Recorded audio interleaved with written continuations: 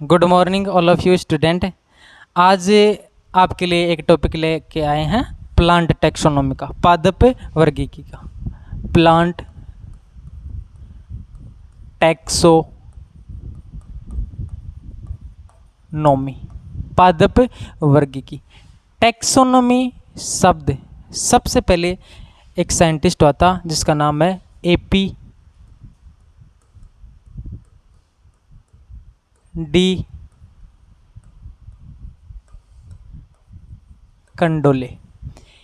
इन्होंने एक बुक लिखी थी जिसके अंदर इस शब्द का वर्णन किया था, इसको डिस्क्राइब किया था। उस बुक का नाम है थ्योरीज एलिमेंट्री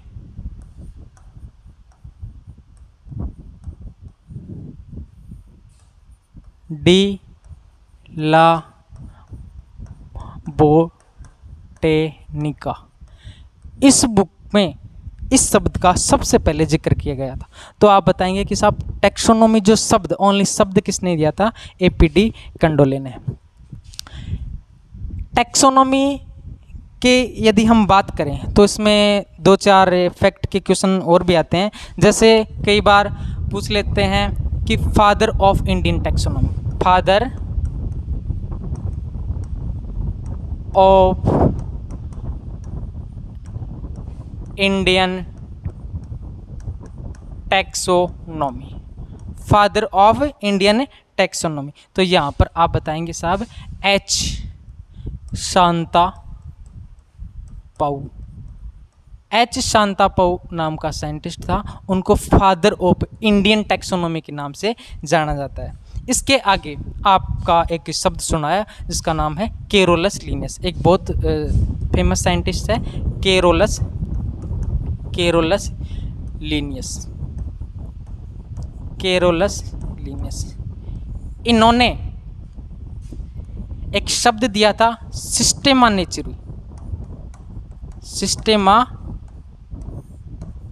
नेचुरी। बुक के अंदर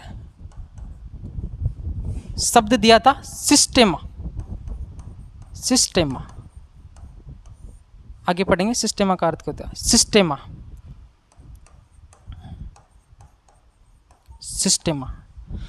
इनकी बुक का नाम है सिस्टेमा नेचुरी नाम की बुक है। इसके अंदर इस शब्द को डिस्क्राइब किया था, इसलिए इनको फादर ऑफ टैक्सोनॉमी भी कहा जाता है। Father of taxonomy.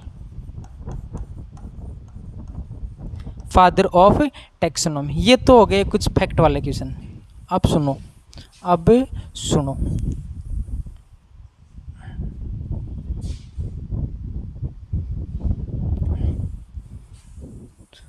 सुनना। सिस्टेमा शब्द का अर्थ क्या होता है? सिस्टेमा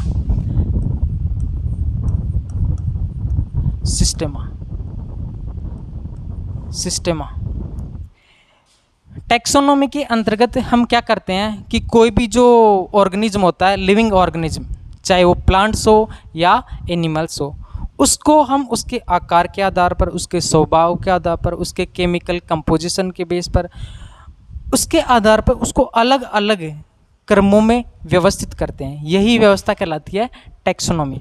टैक्सोनॉमी के अंदर सिस्टेमा शब्द का अर्थ होता है जीवों की, जितने भी लिविंग ऑर्गेनिज्म होते हैं, जीवों की नियमित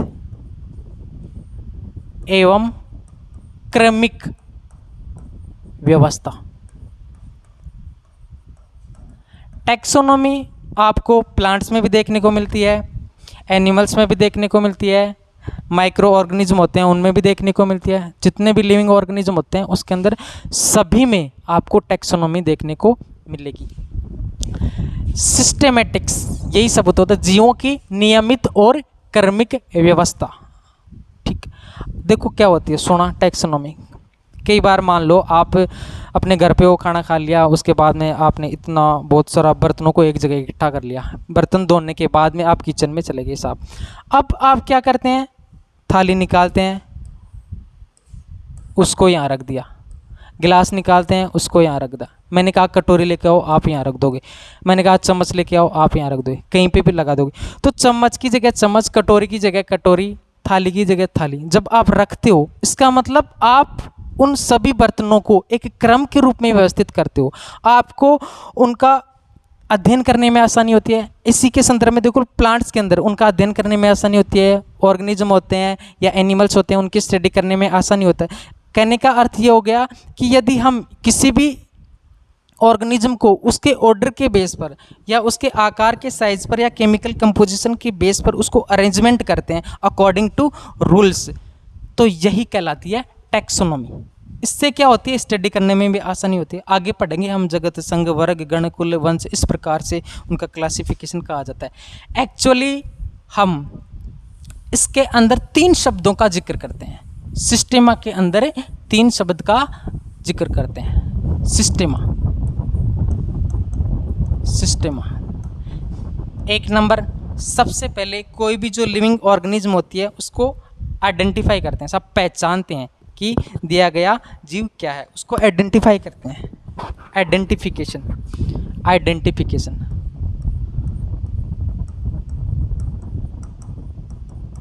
आइडेंटिफिकेशन, आइडेंटिफिकेशन करना। फिर आप बताओगे उसके बाद में, आइडेंटिफिकेशन के बाद में नोमेनिक्लेचर करते हैं। नोमेनिक्लेचर, उसका नामकरण करते हैं। नोमेनिक्लेचर,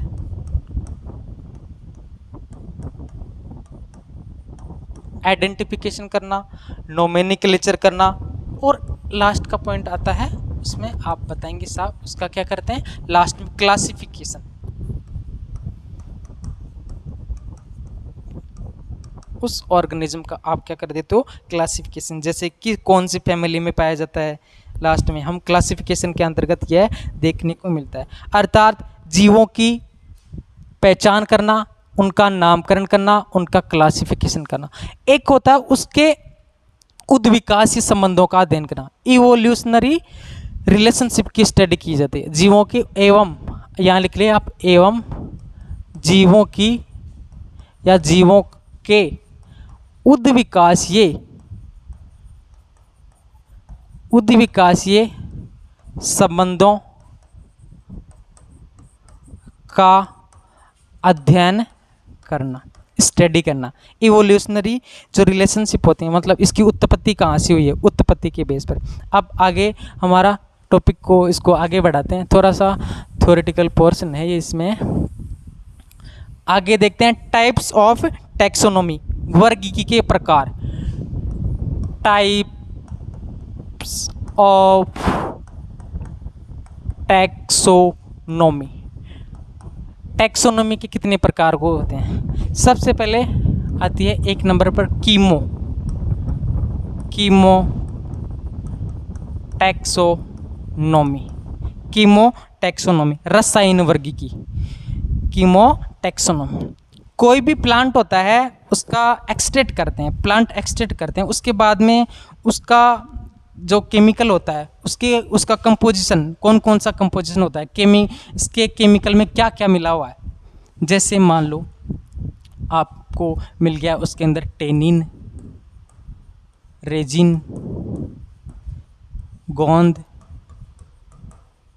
कोई एल्केलॉइड, ठीक है, जैसे अफीम में मॉर्फिन, कोडीन, इनके अंदर एल्केलॉइड्स, कोई भी एमिनो एसिड, ठीक है, पॉलीसैकेराइड,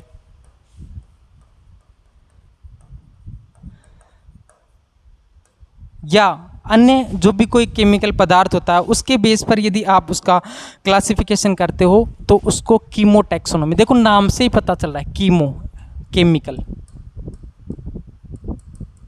इसमें कौन सा केमिकल है। जैसे आप कोई भी दवाई लेने जाते हो तो उस जो दवाई होती है शीशी, उसके पीछे एक लेबल्ड होता है, उसमें उसका केमिकल कंपोजिशन दे रहा है, कौन कौन सा घटक। इसी तरह से केमिकल या कीमो टैक्सोनॉमी के अंतर्गत आप इसको पढ़ेंगे। 2 नंबर आपकी आती है साइटो टैक्सोनॉमी, साइटो टैक्सोनॉमी। कोशिकीय वर्ग की या कोशिका वर्ग की, साइटोटैक्सोनॉमी। देखो प्लांट्स का यदि हम क्लासिफिकेशन सेल्यूलर कैरेक्टर्स के बेस पर करें, प्लांट्स का क्लासिफिकेशन यदि हमें सेल्यूलर बेस के कैरेक्टर पर करें तो आप उसको कहेंगे ये है साइटोटैक्सोनॉमी। सेल्यूलर बेस क्या होता है साहब? Cellular base. जैसे कोई भी जो लिविंग ऑर्गेनिज्म होता है उसकी सेल्स होता है, उस सेल्स के अंदर आप देखते हैं कि नंबर ऑफ क्रोमोसोम, गुणसूत्रों की संख्या कितनी है, ठीक है, स्ट्रक्चर किस प्रकार की है और उसका जो बिहेवियर है वो किस प्रकार का है, ठीक है। तो आप बताएंगे कि प्लांट्स का क्लासिफिकेशन यदि हम सेल्यूलर कैरेक्टर्स के बेस पर करना तो आप इसमें लिख दो प्लांट्स का क्लासिफिकेशन, प्लांट्स का classification cellular base, cellular base पर करना। साइटो नाम से पता चला, साइटो सेल्यूलर बेस। जैसे जैसे मान लो number of chromosome, number of chromosome मान लो, cellular base number of chromosome मान लो, उसकी स्ट्रक्चर मान लो, उसका बिहेवियर मान लो, अन्य लक्षणों के आधार पर यदि आप उसकी स्टडी करते हैं तब आप उसको कहते हैं साइटोटैक्सोनॉमी, जो भी सेल के अंदर जो मटेरियल पाया जाता है। अगला है मोलिकुलर टैक्सोनॉमी भी आती है, ले low molecular,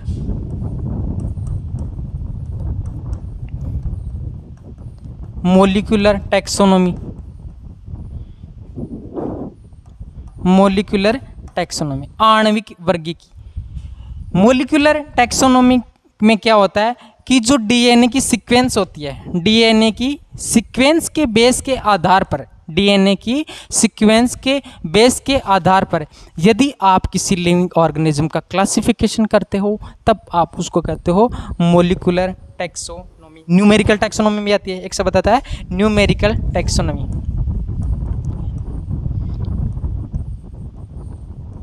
numerical taxonomy, numerical taxonomy में क्या होता है? Numerical taxonomy based on number, based on number या कोड ऑफ कंप्यूटर के कोडों के बेस पर यदि कोई टैक्सोनॉमी होती है तब उसको आप कहेंगे न्यूमेरिकल टैक्सोनॉमी। देखो ये तो टैक्सोनॉमी की बात होगी। जैसे इकोलॉजी में होती है ना,